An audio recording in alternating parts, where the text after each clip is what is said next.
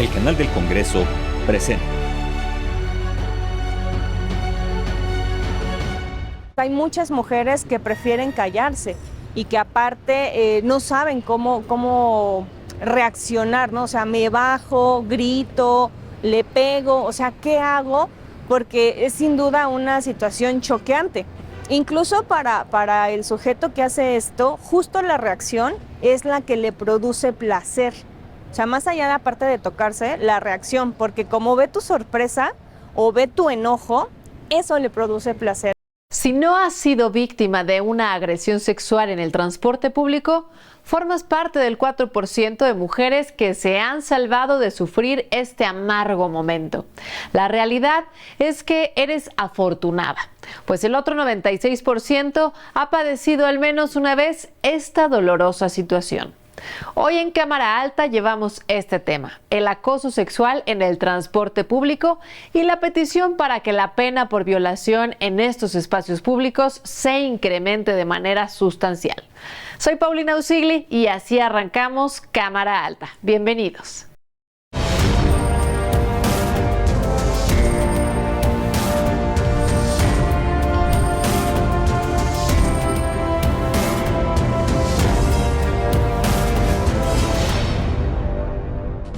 Noble desde su nombre, el agave o maguey es una planta de hojas gruesas y carnosas que almacenan mucha agua en su interior y contienen un sinfín de propiedades que se gestan en terrenos áridos. México es lugar de origen de la familia de los agaves y de las 273 especies diferentes, nuestro país cuenta con 205, de las cuales 151 son endémicas y se encuentran en diferentes puntos de la República. De las cualidades del maguey y su digna presencia se habló en la Cámara Alta. Vamos al detalle.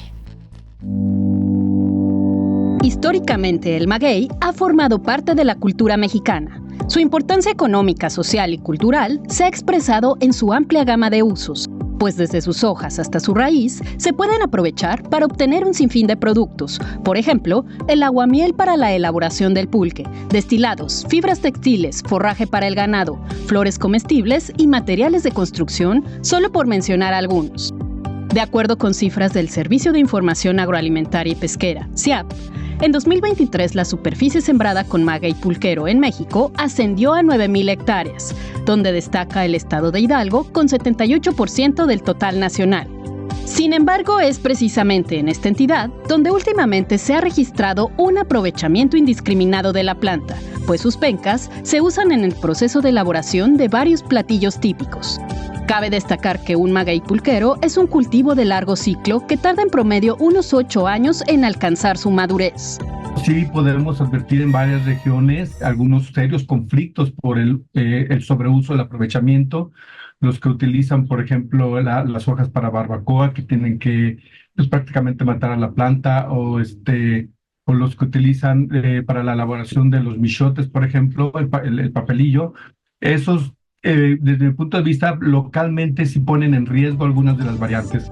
Ante esta situación, el Senado de la República hizo un exhorto para destinar recursos que beneficien e impacten en la producción, conservación y manejo sustentable del maguey a través del programa Sembrando Vida. El robo del michote, el robo del chinicuil y también el uso de la penca para la barbacoa ha hecho que este producto, y además de las malas prácticas, se está extinguiendo particularmente en lo que es el altiplano y el Valle del Mezquital. Es por eso que esta planta maravillosa que genera 3 veces más oxígeno, es necesario que entre al programa de bienestar del programa Sembrando Vida. Los campesinos de acá de estas latitudes, de las zonas semiáricas de San Luis Potosí, se quejaban del impulso o digamos cierta presión para plantar árboles frutales.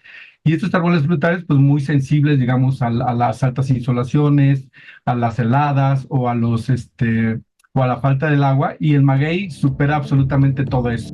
Diseñar estrategias que promuevan la producción, aprovechamiento y conservación biológica del maguey, además de ser una alternativa sustentable para el desarrollo del sector rural, también es una forma de contribuir a la mitigación del cambio climático y la desertificación. Se ha estado adaptando a cualquier época para nunca olvidarnos de él y siempre estarlo aprovechando y nunca olvidarnos que es una planta que evolucionó con nosotros y que nosotros hemos evolucionado con ella.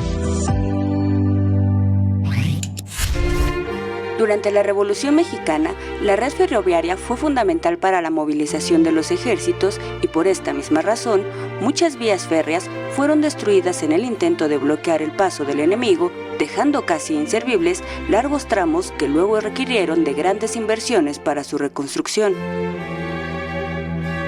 Dichas inversiones vinieron de empresas de capital extranjero, las cuales con el tiempo presionaron a los gobiernos mexicanos para recibir subsidios, exenciones fiscales y apoyo para controlar a los trabajadores que demandaban mejores condiciones laborales. Ante esta situación, y por la importancia de la vía ferroviaria como medio de comunicación, se tomó la decisión de nacionalizar a la empresa Ferrocarriles Nacionales de México, S.A. El 23 de junio de 1937, el presidente de México, Lázaro Cárdenas, con fundamento en la Ley de Expropiación de 1936, decretó la nacionalización de los ferrocarriles. Dicho decreto fue publicado al día siguiente en el Diario Oficial de la Federación, siendo la primera de las nacionalizaciones realizadas por el gobierno del general Lázaro Cárdenas. Libres las líneas de intervención de intereses extranjeros, el gobierno podrá mejorarlas ya administrándolas como empresa descentralizada mediante la aceptación de condiciones que garanticen la eficiencia del servicio, el desarrollo de nuevas líneas y el pago de la deuda de los propios ferrocarriles. La expropiación ferroviaria permitió iniciar una nueva era en cuanto al desarrollo del ferrocarril en México. En la actualidad, el Senado mexicano atiende una iniciativa cuyo propósito consiste en reconocer al transporte ferroviario de pasajeros como área prioritaria para el desarrollo. El 96% de las mexicanas de entre 15 y 19 años ha sufrido actos de violencia en el transporte o en el espacio público. Si bien con la edad disminuye el porcentaje, aún 57% de las mujeres mayores de 60 años siguen percibiendo este tipo de violencia.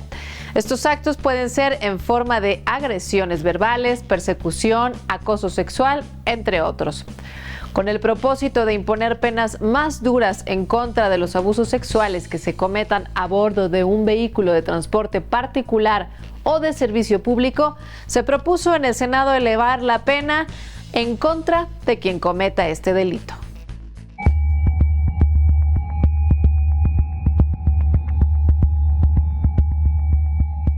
Si me voy en el área mixta, no. La verdad no me siento segura porque nunca falta el aprovechado o el que se quiera abusar, o porque incluso hay gente que ya solo se mete a eso al metro, ya no porque lo vaya a usar, sino simplemente con esas intenciones. Y la verdad pues no me siento segura. Súper insegura, muy insegura, me siento violentada, me siento ultrajada, me siento hasta a veces sucia, ¿no? Porque luego sí son miradas también lascivas y pues sí te sientes muy mal en ese aspecto. En el Senado de la República se presentó una iniciativa que reforme el Código Penal Federal para aumentar las penas establecidas para el delito de abuso sexual en el transporte público. Actualmente la pena es de 6 a 10 años de prisión y hasta 200 días de multa. Yo siento que sí debería ser. Por ejemplo, yo he visto en el metro que detienen a los que acosan, pero ya se hacen un arreglo por fuera con la víctima. Siento que eso no debería ser porque si no, esto nunca se va a acabar. Vaya, en cambio, si ya hay una pena más grande, pues puede que a lo mejor haya un freno por parte de los que lo realizan. Para esos pervertidos, pues sí, más o menos, sí, desearía al menos unos 15, 20 años mínimo. No podemos tampoco estar exentos de una ley o de un apartado que proteja la vida y la integridad de las niñas y de las mujeres. Es obligado fortalecer las leyes existentes. Es momento de tomar medidas concretas.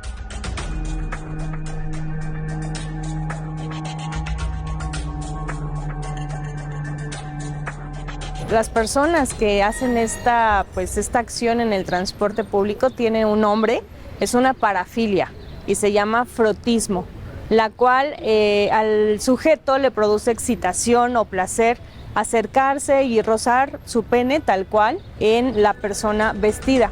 Este tipo de agresiones no deben normalizarse y mucho menos dejarlas en el anonimato. Aparte de ojalá poder denunciar en ese momento a la persona, sí acudir también a terapia sexológica, porque te quedas con la sensación de estar marcada, como que esa parte de tu cuerpo está lastimada, está violentada, está intoxicada. O sea, sí sientes como esa sensación de que se queda esa esencia ahí en tu cuerpo. Entonces hay que trabajarlo en terapia para entender qué fue lo que pasó. Vivir una vida libre de violencia en todos los ámbitos es reconocido como un derecho humano. Ante una agresión sexual en el transporte público, recuerda que tienes el derecho a ser escuchada y atendida con sensibilidad, ser protegida por personal del transporte y la policía. Hacer la denuncia al momento hará la diferencia.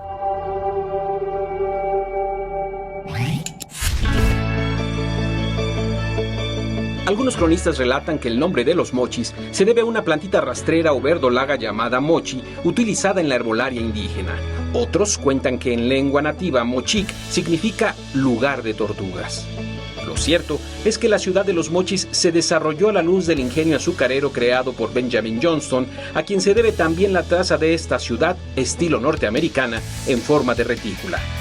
Por decreto oficial, Los Mochis se funda el 1 de junio de 1903 y se ha convertido en una de las 3 ciudades más importantes de Sinaloa, tierra que ha visto nacer a boxeadores, futbolistas y beisbolistas, personajes visionarios a cuya lista debemos sumar al senador Mario Zamora Gastelum, un hombre, como dicen en el norte, muy echado pa'lante, que supo plantarse con agallas en el pleno de la Cámara Alta para demostrar que los mochitecos dominan también el poder de la palabra. Nacido el 10 de octubre de 1974, Mario Zamora Gastelum es descendiente de honorables familias que estuvieron al frente de la United Sugar Companies, empresa que hizo de la caña el orgullo del campo en esta región y que vio crecer al chico inquieto pero buen estudiante que dicen fue Mario. Licenciado en Economía por el Tecnológico de Monterrey y maestro en Desarrollo Económico Regional por la Escuela de Ciencias Políticas y Económicas de Londres, el senador Zamora ha ocupado diversos cargos públicos enfocados en el sector agroindustrial.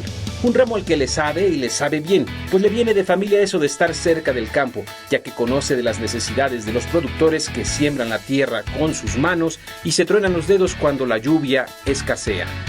En su partido, el Revolucionario Institucional, el senador Zamora ha sido miembro del Consejo Político Nacional, así como de la base estatal y municipal del mismo PRI en Sinaloa. En corto, se sabe que Mario Zamora, con su escapulario al pecho y sin empacho de corbata, es un buen tipo y un padre excepcional. Así lo muestra esta imagen que no escatima en regocijo en un momento familiar trascendental. Así el hombre grande de los mochis de perfil. Senador Mario Zamora Gastelum. Profesor universitario, luchador social, constructor, político, escritor y científico, el ingeniero Heberto Castillo Martínez dedicó gran parte de su vida a buscar un esquema de relaciones sociales y económicas más justas, teniendo como valores supremos la igualdad, la democracia y la libertad. Por todas estas razones, su nombre hoy ocupa un lugar en el muro de honor del Senado de la República, y así se vivió en la Cámara Alta el día que su nombre fue develado. Para delinear la figura del ingeniero Heberto Castillo y los motivos por los cuales se le concede un espacio en el muro de honor de la Cámara Alta, es más fácil hacer una lista de lo que no fue que de lo que fue don Heberto Castillo. Escribía, pintaba, dibujaba, calculaba, construía, inventaba, polemizaba y dirigía.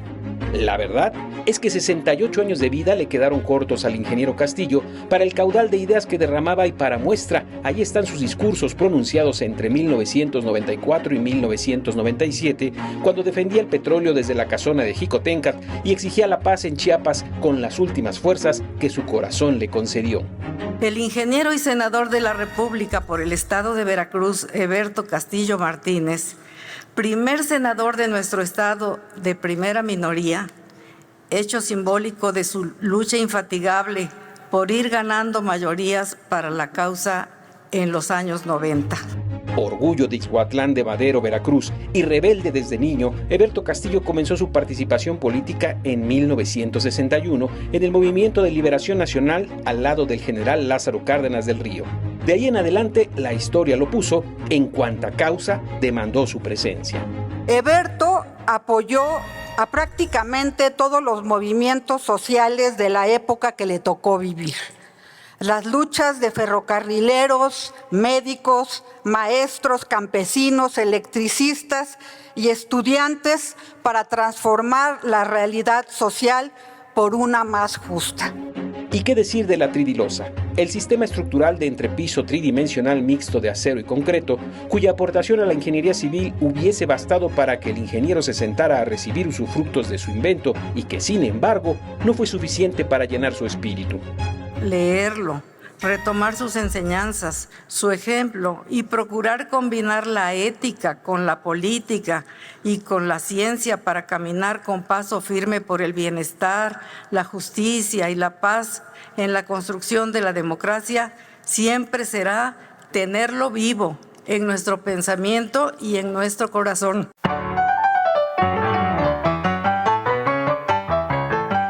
Con música interpretada por su hijo y nieta a cuatro manos. Con música escrita por otro de sus hijos para que los jarochos cantaran su leyenda desde lo alto del Senado, llegó el momento de correr la cortina para develar no su nombre, sino la leyenda, porque es toda una leyenda, don Heberto Castillo Martínez. Liberando el tiempo, nunca fuiste preso de razón. Nunca lo conocimos desanimado o triste.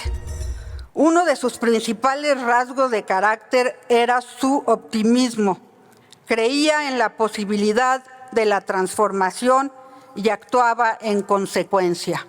Gloria eterna para Heberto. ¡Viva la democracia! Y recordemos nuestro primer lema a su lado: independencia económica, soberanía nacional y revolución. Muchas gracias.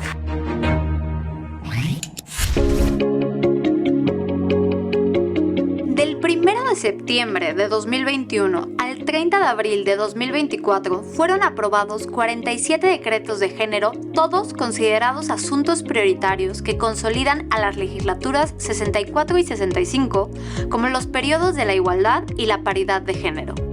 Los casi 50 decretos abarcan una gran variedad de temas que impactan en la calidad de vida de niñas, adolescentes y mujeres sin distinción de clase, color de piel, edad o grupo social al cual pertenezcan. De la 65ª legislatura sobresalen la eliminación del IVA a productos de gestión menstrual, la prohibición del matrimonio forzado de menores de edad, el Registro Nacional de Deudores Alimentarios, las reformas 3 de 3 contra la violencia, que incluye la no prescripción de los delitos sexuales, el reconocimiento de la violencia vicaria y de la violencia ácida, la agilización de emisión del Protocolo Nacional AMBER y la ratificación del Acuerdo 190 de la Organización Internacional del Trabajo sobre Acoso Laboral, entre otros. Estas acciones se sumaron a los 21 decretos aprobados por la legislatura 64, entre los que destacan los decretos sobre paridad en todo, la seguridad social para personas trabajadoras del hogar, la violencia política contra las mujeres en razón de género y la Ley Olimpia. Este análisis, realizado por el Instituto Belisario Domínguez, señala que algunos de los temas pendientes de resolver para la siguiente legislatura son el Sistema Nacional de Cuidados, la interrupción legal del embarazo y la regulación de gestación subrogada. Vamos a seguir trabajando para hacer de nuestro país un lugar mejor para vivir, con un futuro más igualitario, más justo, más sostenible, más inclusivo y más feminista.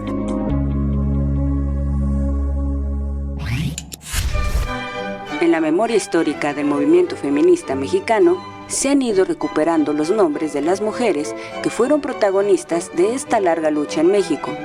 Uno de estos nombres es el de Consuelo Zavala, quien estuvo a cargo de organizar el primer Congreso Feminista celebrado en Mérida, Yucatán, en 1916, un antecedente fundamental para el movimiento feminista mexicano. Consuelo Zavala Castillo nació en Mérida, Yucatán, en 1874 y estudió en el Instituto Literario para Niñas, de donde se graduó como maestra de educación elemental y superior. En 1902 fundó el Colegio Laico para Mujeres, donde se impartía educación básica y superior con una base científica. Se distinguió por sus ideas liberales en una época en que la mujer no era considerada en igualdad con el hombre.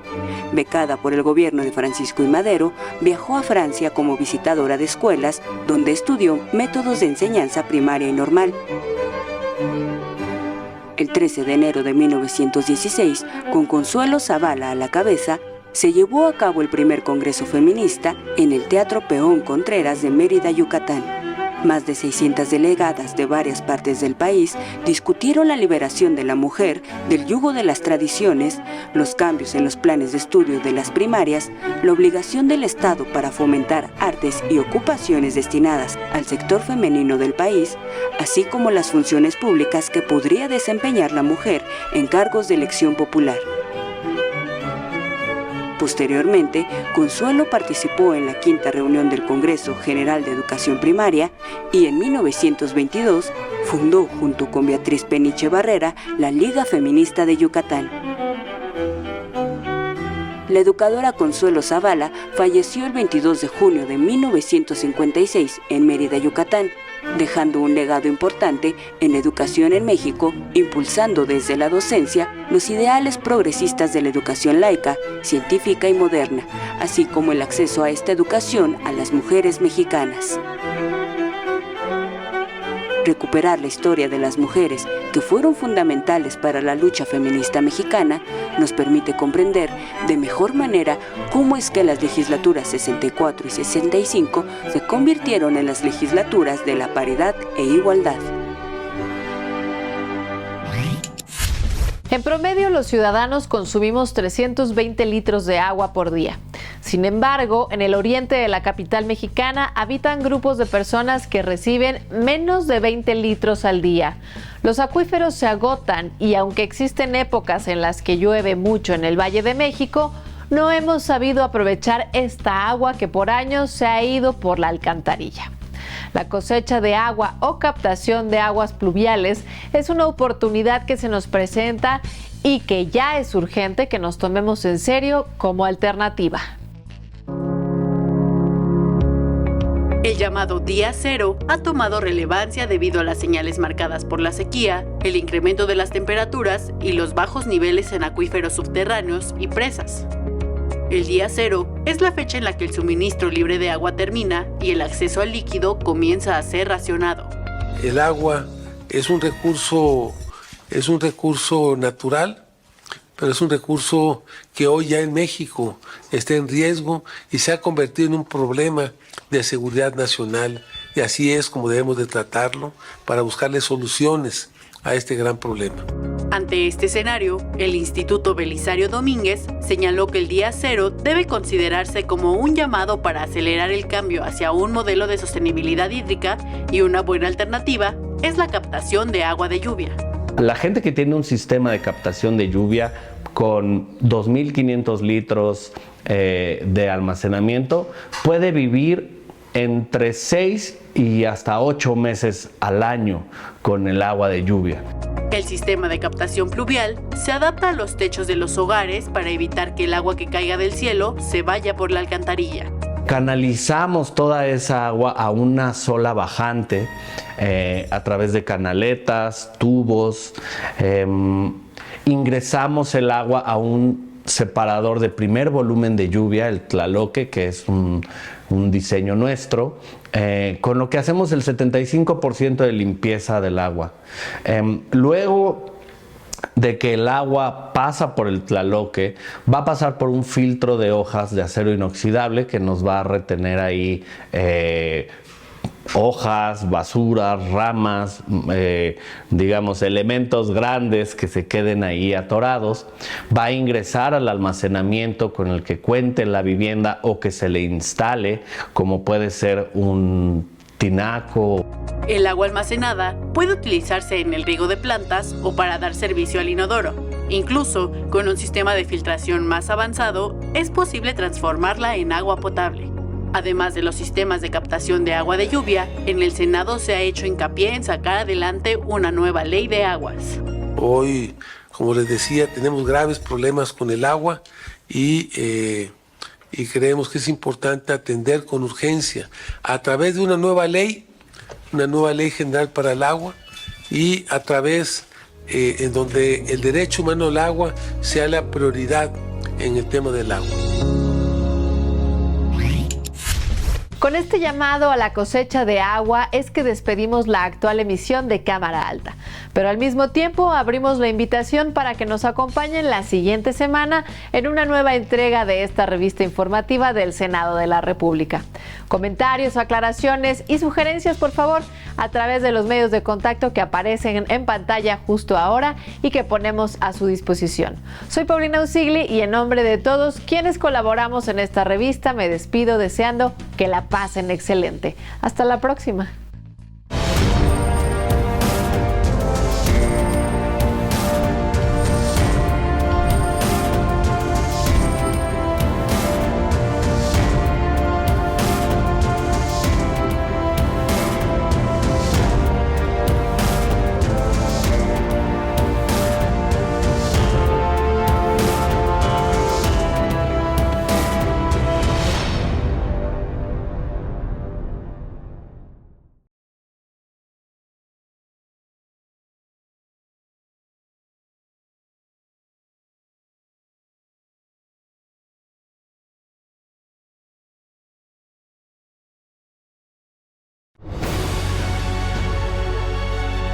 El canal del Congreso presentó